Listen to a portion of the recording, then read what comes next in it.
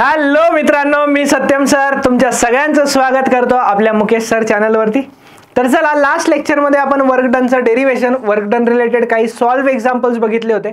आता या लेक्चरमध्ये आपण त्याच्यावरतीच अजून अनसॉल्व्ह क्वेश्चन्स जे आहेत ना एक्सरसाइजचे ते बघणार आहोत। आपण बघा टॉपिक वाईज चाललो आहोत आणि ऑब्विसली खूप जणांना वाटत असेल की नीट जेईचे क्वेश्चन्स पण म्हटले होते सर, केटीजी मध्ये घेतले पण होते, थर्मोमध्ये अजून आले नाही, दिसले नाही, दिसतील, थोडीही काळ काढा, खूप भारी भारी क्वेश्चन दिसतील तुम्हाला। ठीक आहे, थर्मोमध्ये पण नीट जेडबलईचे पण थोडासा कंटेंट कव्हर झाल्याशिवाय ती क्वेश्चन घेण्यात काही मजा नाही आहे, त्यामुळे चला तर आपण सुरू करूया।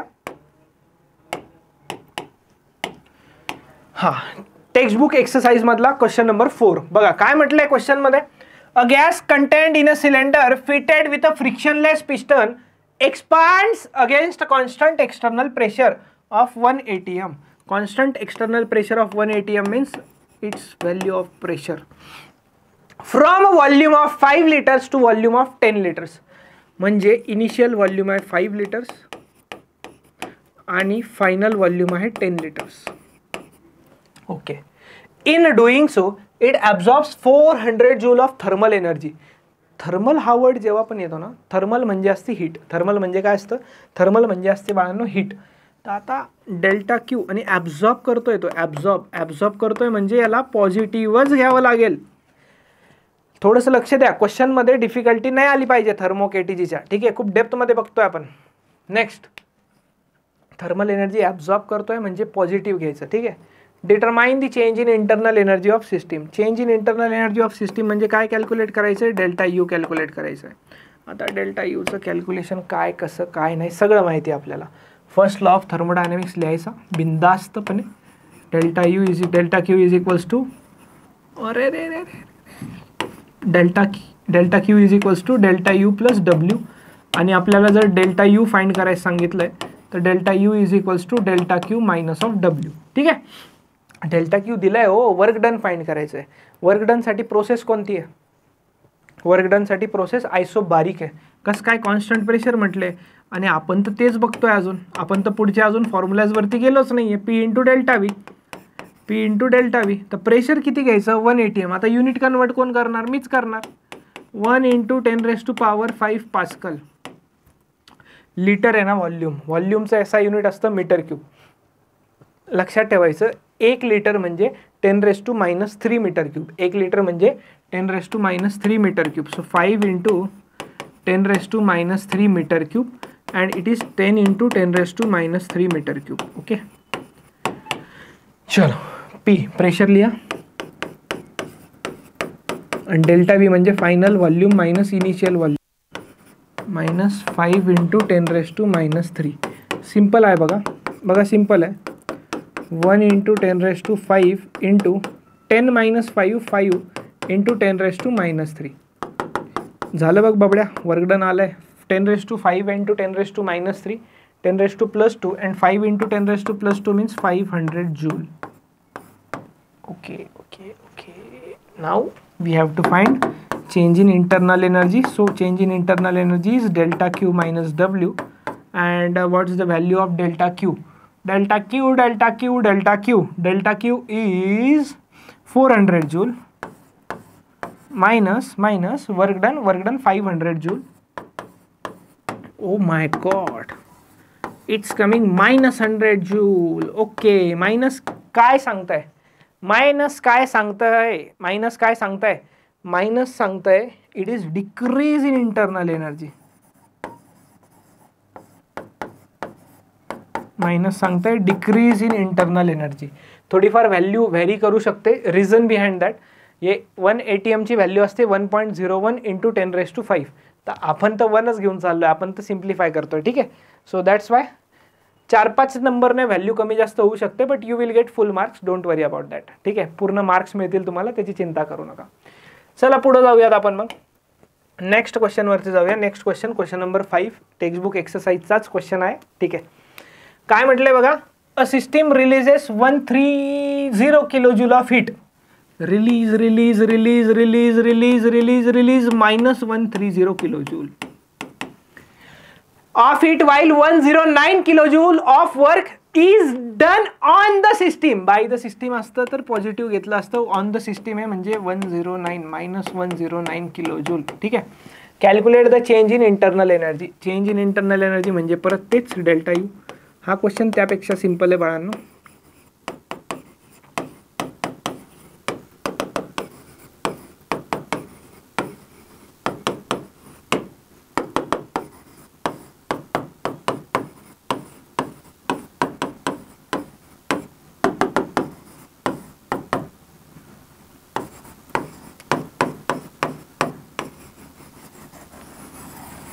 ह्याच्यात पण change in internal energy minus आली.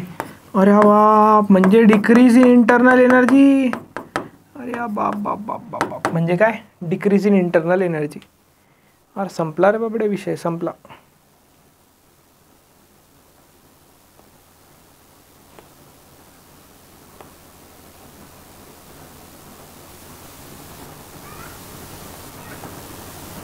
चला जाऊया पुढं. मग जायचं पुढं.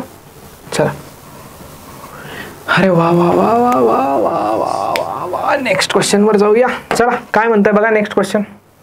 क्वेश्चन चांगला आहे. MST-CT 2024चा क्वेश्चन आहे बघा. The change internal energy of a mass of a gas when the volume changes from V to 2V. आता MCQ आहे. MCQ मध्ये तसं गिवन डेटा लिहून सॉल्व्ह नसतो करत आपण, लवकर सॉल्व्ह करायचं असतं. At constant pressure and gamma is the ratio of specific heat of gas at constant pressure to constant volume. Change in internal एनर्जीचा फॉर्म्युला काय बाळांनो सांगितलं आहे तुम्हाला KTG मध्ये बी. NCV डेल्टा टी आहे का लक्षात. ऑप्शनमध्ये डेल्टा टी दिसत नाहीये. ऑप्शनमध्ये डेल्टा टी दिसत नाहीये. So don't worry about that. नाही दिसत आहे नका दिसू देऊ. आधी CVचा तर फॉर्म्युला लिहा. CVचा एक फॉर्म्युला असतो R divided by gamma minus 1. काय असतं R divided by gamma minus 1. तरी पण आता कसं प्रोसीड करायचं. एक इक्वेशन लिहितो. ते इक्वेशन खूप जास्त इम्पॉर्टंट ठरणार आहे, पुढे पण कामी येणार आहे क्वेश्चन्समध्ये. PV इज इक्वल्स टू काय असतं बाळांनो nRT. ठीक आहे. आणि ॲट अगर मी म्हटलोय, अगर म्हणजे जर मी म्हटलोय प्रेशर कॉन्स्टंट आहे, जर मी म्हटलोय की प्रेशर कॉन्स्टंट आहे, तर कॉन्स्टंट प्रेशरवरती चेंज जर करायचं तर व्हॉल्यूम चेंज होऊ शकतं. आयडियल गॅससाठी नंबर ऑफ मोल्स फिक्स असतात, कॉन्स्टंट असतात आणि टेम्परेचरही चेंज होऊ शकतं. ओके. सांगायचं तात्पर्य हेच होतं की हे जे NR डेल्टा टी दिसतंय ना तुम्हाला, त्या NR डेल्टा टीच्या जागी मी काय पुट करणार माहिती का. त्याच्या जागी मी पुट करणार P इंटू डेल्टा व्ही. काय पुट करणार बाळांनो P into delta V put करणार त्याच्या जागेवरती. आता बघा delta U is equals to P into delta V divided by gamma minus 1. ठीक आहे. हाही फॉर्म्युला यूज होणार आहे, खूप जास्त यूज होणार आहे. आणि CET JEE नीट एक्झामसाठी तर हा खूप इम्पॉर्टंट आहे. ठीक आहे. So P into delta V काय आहे, delta V V to 2V जात आहे ना. So 2V minus V divided by gamma minus 1. So it is PV divided by gamma minus 1. PV divided by gamma minus 1.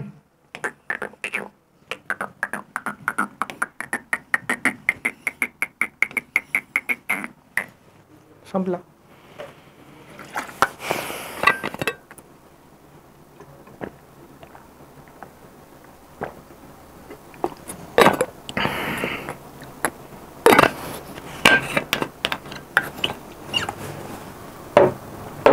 चला पुढे जाऊयात.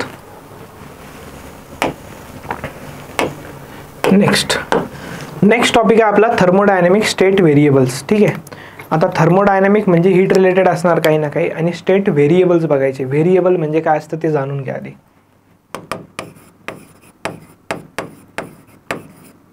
Variables काय असतं ते जाणून घ्या. व्हेरिएबल्स म्हणजे द क्वांटिटी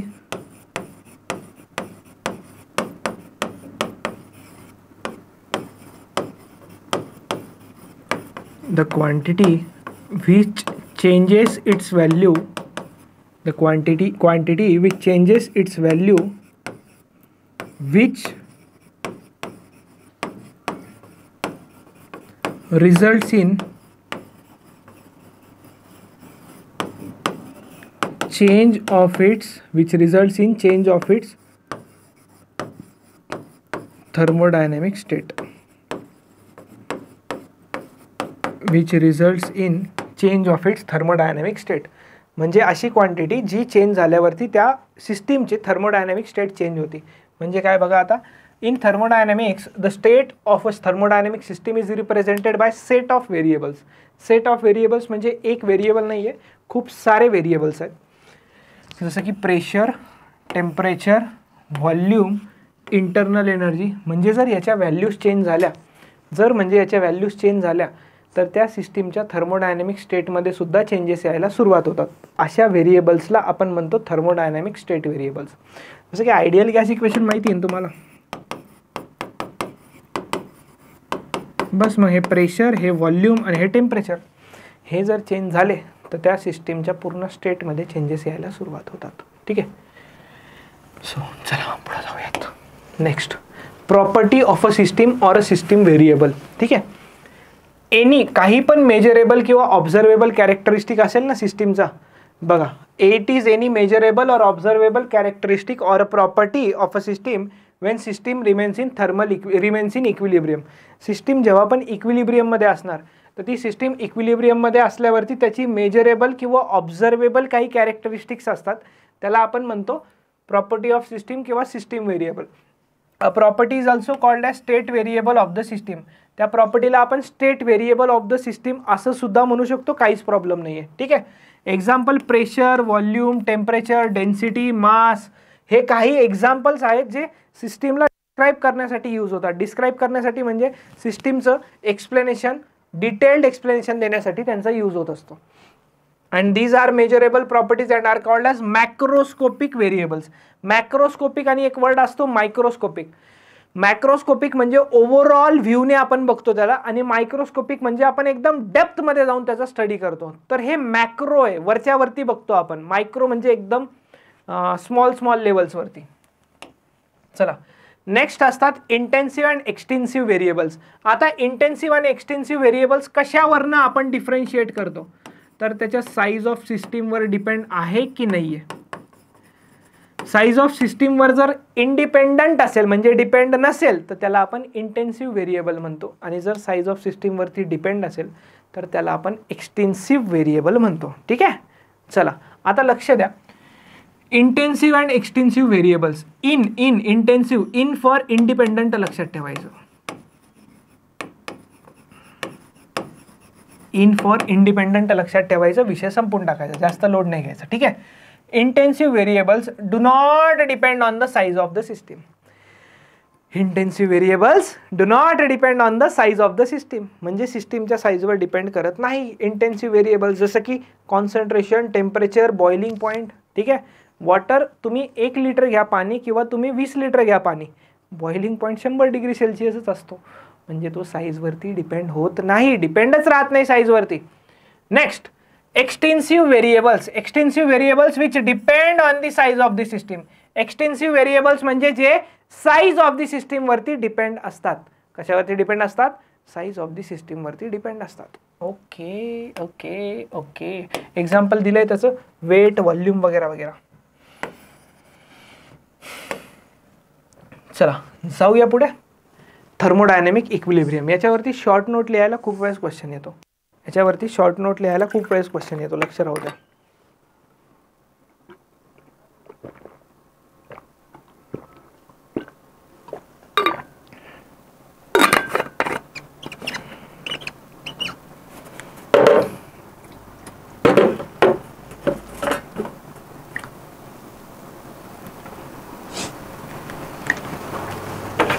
चला, थर्मोडायनॅमिक इक्विलिब्रियम बघा. थर्मोडायनॅमिक इक्विलिब्रियम बेसिकली बघायला गेलं ना तर थर्मोडायनॅमिक इक्विलिब्रियम 3 टाईपचं असतं.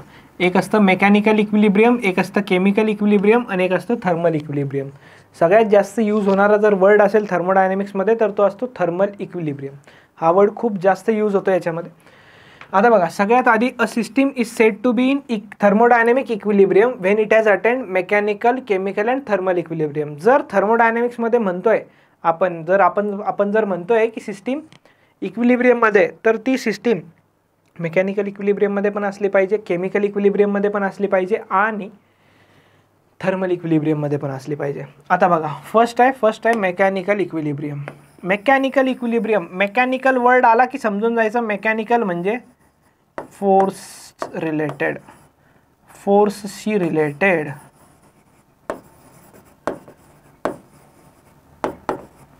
रिलेटेड टू फोर्स, कशाला? मेकॅनिकल इक्विलिब्रियमला. ठीक आहे. जर एखाद्या सिस्टीम आणि सराउंडिंग यांच्यामध्ये किंवा सिस्टीममध्येच, सिस्टीम आणि सराउंडिंगच्या मध्ये किंवा सिस्टीममध्येच अनबॅलन्स्ड फोर्सेस नसतील, अनबॅलन्स्ड फोर्सेस नसतील म्हणजेच काय? नेट फोर्स 0 असला पाहिजे.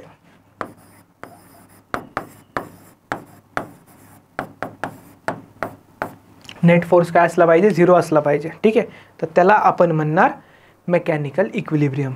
when there are no unbalanced forces within the system and between the system and its surrounding, the system is said to be in mechanical equilibrium. Next असतं बाळांनो chemical equilibrium. नावातच chemical आहे, नावातच chemical आहे. Chemical आलं की chemistry आली, आणि केमिस्ट्री आली की रिॲक्शन आली, ज्याचा आपला आणि त्याचा 36चा आकडा आहे. आपला आणि त्याचा काय भाव? 36चा आकडा आहे की रिॲक्शनचा. ठीक आहे. व्हॅलेन्सी आणि काय काय काय जाऊ दे, इकडे लक्ष द्या. जर सिस्टीमच्या मध्ये किंवा सिस्टीम आणि सराउंडिंगमध्ये कोणत्याही प्रकारची केमिकल रिॲक्शन होत नसणार तर आपण त्याला म्हणणार केमिकल इक्विलिब्रियम. तर त्याला काय म्हणणार आपण? त्याला आपण म्हणणार केमिकल इक्विलिब्रियम. ठीक आहे. बघा, a system is said to be in chemical equilibrium when there are no chemical reactions going on within the system or there is no transfer of matter from one part of the system to other due to diffusion. इतकं नाही लिहायचं, तेवढं लिहिलं तरी चालतं, reaction होत नाही. A system is in chemical equilibrium when its chemical composition is same through out. हे काय सेम काय? सेम थ्रू आउट. ठीक आहे. And does not change with time. जर एखाद्या सिस्टीममध्ये केमिकल कंपोजिशन कॉन्स्टंट राहत आहे म्हणजे विथ टाईम ती चेंज होत नाही आहे, तर त्याला आपण म्हणणार की ते कशात आहे? केमिकल इक्विलिब्रियममध्ये आहे. ठीक आहे. चला, नेक्स्ट आहे थर्मल इक्विलिब्रियम. थर्मल इक्विलिब्रियम म्हणजे काय असतं? Wien the temperature of system is uniform through out. जर सिस्टीमचं टेम्परेचर थ्रू आउट युनिफॉर्म आहे, चेंज राहत नाही आहे, 0 नाही म्हटलंय बरं का, 0 नाही म्हटलंय.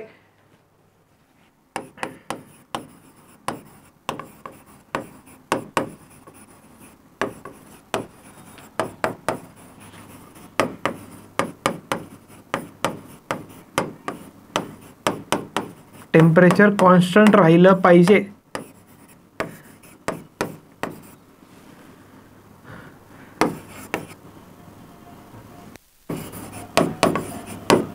याचा अर्थ टेम्परेचर 0 नव्हे. ठीक आहे.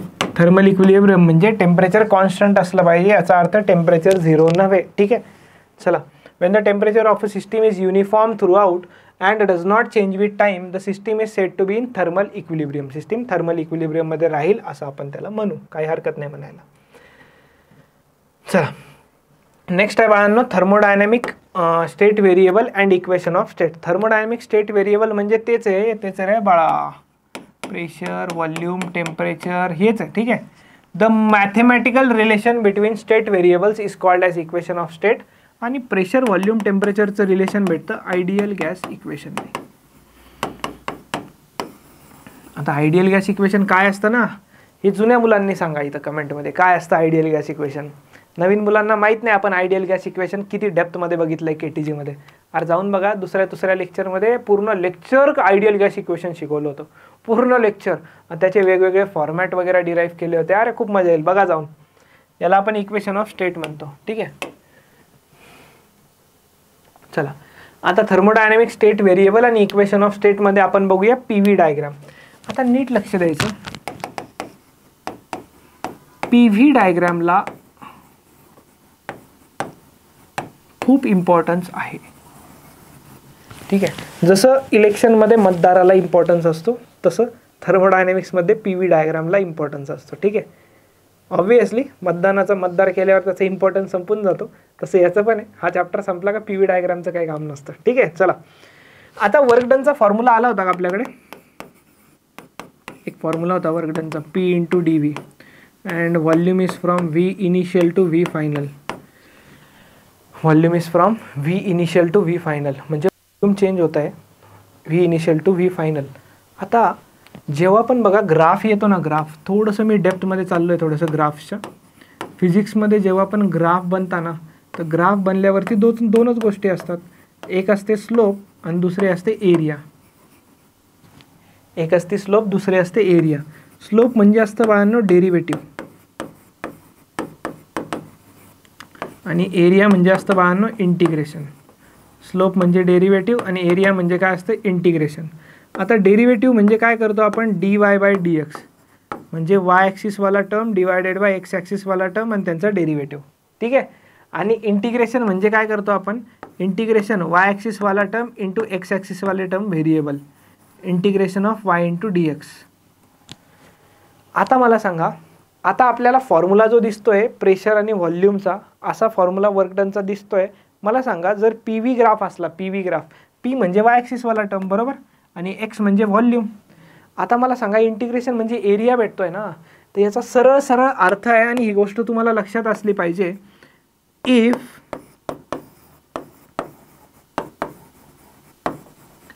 We calculate area of pressure volume diagram और प्रेशर व्हॉल्यूम ग्राफ म्हणा त्याला, it gives total work done.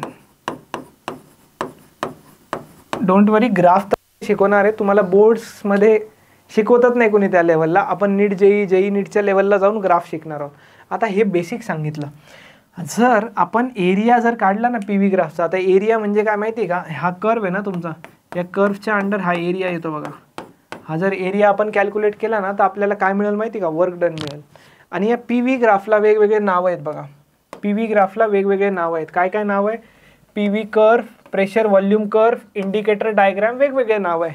नाम अनेक काम एक, वर्क डन देना. ठीक आहे, नाम अनेक काम एक, पी व्ही डायग्राम पण म्हणतात त्याला. वा रे वा, नामकरणाची प्रोसेसच चालू होती जसं कायची.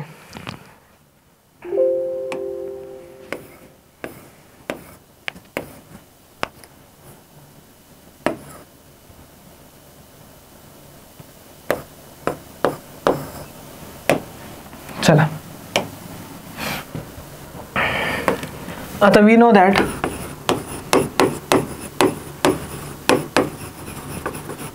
साइन कन्व्हेन्शन वर्क डनचं, पण आता काही नमुने असतील, काही नमुने 100% असतील जे डायरेक्ट याच लेक्चरवरती आले. अरे बाबा काहीच कळणार नाही रे, साइन कन्व्हेन्शन तर काहीच कळणार नाही, मी डायरेक्ट लिहिणार आहे. मागे एक्सप्लेन केलं आहे, ट्रिक्स पण सांगितलं आहे. वर्क डनसाठी काय साइन कन्व्हेन्शन बघितलं होतं बघा, work done by the gas म्हणू शकता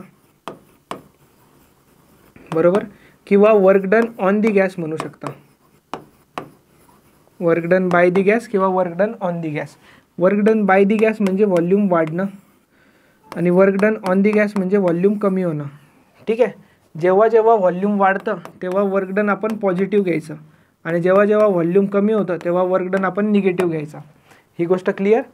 आता हे 3 एक्झाम्पल सांगतो तुम्हाला आणि नंतर ग्राफमध्ये एरियावरनं पण आपण, म्हणजे एरिया पण पॉझिटिव्हच असतो प्रत्येक वेळेस, पण वर्क डन कॅल्क्युलेट करायला सांगितलं तर प्लस मायनस साईन लावायला विसरायचं नाही. ठीक आहे, आता पी व्ही डायग्राम ड्रॉ करा म्हणताय आणि explain the concept of positive and negative work. मला सांगा, हे 1 पासून 2 पर्यंत जात आहे आणि व्हॉल्यूम वाढत आहे. ठीक आहे, कसं काय, अरे इथं प्रेशर आहे आणि या ॲक्सिसवरती व्हॉल्यूम आहे बाळा. मला सांग, इथून इकडं आपण जातोय तर व्हॉल्यूम काय होतंय, वाढतंय ना व्हॉल्यूम. आणि जेव्हाही व्हॉल्यूम वाढत असतं तर वर्क डन काय असतंय, पॉझिटिव्ह असतंय. जेव्हाही व्हॉल्यूम वाढतं तेव्हा वर्क डन काय असतंय, तेव्हा वर्क डन पॉझिटिव्ह असतंय. माहिती आहे आपल्याला. हां सर, हे तर माहिती होतं. नेक्स्ट वरती. आता बाई व्हॉल्यूम काय होतं, इथं कमी होतं आहे. आपण इकडून इकडे येतोय आणि इकडून इकडे येत असताना व्हॉल्यूम कमी होत आहे, व्हॉल्यूम कमी होत आहे आणि व्हॉल्यूम कमी होत आहे म्हणजे वर्क डन निगेटिव्ह आहे. व्हॉल्यूम कमी होत आहे म्हणजे वर्क डन निगेटिव्ह आहे. ठीक आहे, चला next. Positive work at constant pressure. Positive work at constant pressure म्हणजे प्रेशरची व्हॅल्यू फिक्स आहे बघा, पण इकडून इकडं जाताना व्हॉल्यूम वाढतं आहे. व्हॉल्यूम वाढतं आहे म्हणजे वर्क डन पॉझिटिव्ह आहे ॲट कॉन्स्टंट प्रेशर. अच्छा, वर्क डन निगेटिव्ह पण असू शकतं कॉन्स्टंट प्रेशरवरती जर व्हॉल्यूम कमी होत असला तर. हे ओरलीच सांगतो, नंतर लक्षात असू द्या. ठीक आहे, आता एक साइन कन्व्हेन्शन अजून सांगायचं आहे वर्क डनचं ग्राफसाठी. हे साइन कन्व्हेन्शन सांगतो आणि हे लेक्चर इथं थांबवतो, बाकी आपण नेक्स्ट लेक्चरला बघूया. साइन कन्व्हेन्शन फॉर ग्राफ आणि ग्राफमध्ये पण सायक्लिक प्रोसेससाठी. सायक्लिक म्हणजे काय? सायकल चालून चालून प्रोसेस बनली त्याला सायक्लिक प्रोसेस म्हणायचं का? अरे गदड्यांना, सायक्लिक प्रोसेस म्हणजे अशी प्रोसेस ज्याची इनिशियल आणि फायनल स्टेट सेम असते. ज्याची काय असते? इनिशियल आणि फायनल स्टेट सेम असते. Some examples of cyclic process are. इथून सुरू झाली, अरे कुठेही जा ना, अरे कुठेही जा, पण इथंच येऊन थांबले पाहिजे. ही झाली तुमची सायक्लिक प्रोसेस. असा काय पर्टिक्युलर शेप नसतो त्याला, पण आपल्याकडे परफेक्ट शेपच असतो एरिया फाइंड करण्यासाठी. आता मी काहीच बोलत नाही बरं का सायक्लिकमध्ये. हा तुम्हाला जे दिसेल ना, तर क्वेश्चनमध्ये सर्कल दिसेल, कधीच सर्कल नसणार. ठीक आहे, हे जे दिसतंय ना सर्कल. अच्छा, जर मी म्हटलो ना की इकडं ही व्हॅल्यू 10 आहे आणि इकडं जर मी म्हटलो ना का ही व्हॅल्यू पण 10 आहे, तरी पण मी म्हणतो का हा सर्कल नाही आहे. कमेंटमध्ये सांगायचं शेप कोणता आहे, पुढच्या लेक्चरमध्ये पहिल्याच स्टार्टिंगला क्वेश्चन सॉल्व्ह करून देईल. असे ट्रायंगल वगैरे असे मस्त मस्त शेप येतात. ठीक आहे, आता काय असतं माहिती का, साइन कन्व्हेन्शनमध्ये 2 पॉईंट आहे. एक आहे PV ग्राफसाठी. आता जे हे असतं ना सायक्लिक प्रोसेस, तर हे एक तर क्लॉकवाईज असतं किंवा अँटी क्लॉकवाईज असतं. बघा, क्लॉकवाईज म्हणजे काय? घड्याळीच्या काटेच्या दिशेने. आणि अँटी क्लॉकवाईज म्हणजे काय? घड्याळीच्या काटेच्या उलट्या दिशेने. PV ग्राफ जर दिलेला असला म्हणजे वाय ॲक्सिसवरती प्रेशर आणि एक्स ॲक्सिसवरती व्हॉल्यूम, तर क्लॉकवाईज जर असेल ना, लक्षात ठेवा CW म्हणजे क्लॉकवाईज, तर वर्क डन पॉझिटिव्ह घ्यायचं. आणि अँटी क्लॉकवाईज असेल तर वर्क डन निगेटिव्ह घ्यायचं. सर का बरं असं? अरे असंच लक्षात ठेवा, हा बुकमध्ये तर नसतं दिलेलं आणि क्वेश्चनमध्ये यूज होत असतं. ठीक आहे. Second, VP graph. आता नीट JEE नीट लेवलवरती हे येतं, CET लेवलवरती आजपर्यंत VP ग्राफ आयुष्यात कधी विचारला नाही. विचारला तर फक्त तुम्हाला जमणार साइन कन्व्हेन्शन, कारण बाकीचे शिकतच नाही. V वाय ॲक्सिसवरती असलं आणि P एक्स ॲक्सिसवरती असलं. सर चालतं का? हां चालतं. क्लॉकवाईज जर असेल तर उलट वर्क डन निगेटिव्ह घ्यायचं आणि अँटी क्लॉकवाईज जर असेल तर वर्क डन पॉझिटिव्ह घ्यायचं. बस संपला विषय आहे ना. पूर्ण उलट आहे. ठीक आहे. होप्सो तुम्हाला हे सगळ्या गोष्टी कळाल्या असतील. हे आपण जेव्हा क्वेश्चन करू तेव्हाच तुम्हाला लक्षात येणार. आणि कमेंट लेक्चर कसं वाटलं ते. आणि दुसरी कमेंट, हा शेप पाहिजे मला. हा शेप कोणता आहे मला पाहिजे? सर्कल नसतो. आणि जर शेप सांगतायत तसा एरिया पण सांगून द्या. शेप सांगतायत तर त्याच्या एरियाचा फॉर्म्युला सुद्धा सांगून द्या. It's request, humble request. ठीक आहे. तर चला, मी सत्यम भंडारी इथंच थांबतो. आपण भेटूया पुढच्या लेक्चरमध्ये. So till then, tata, bye bye.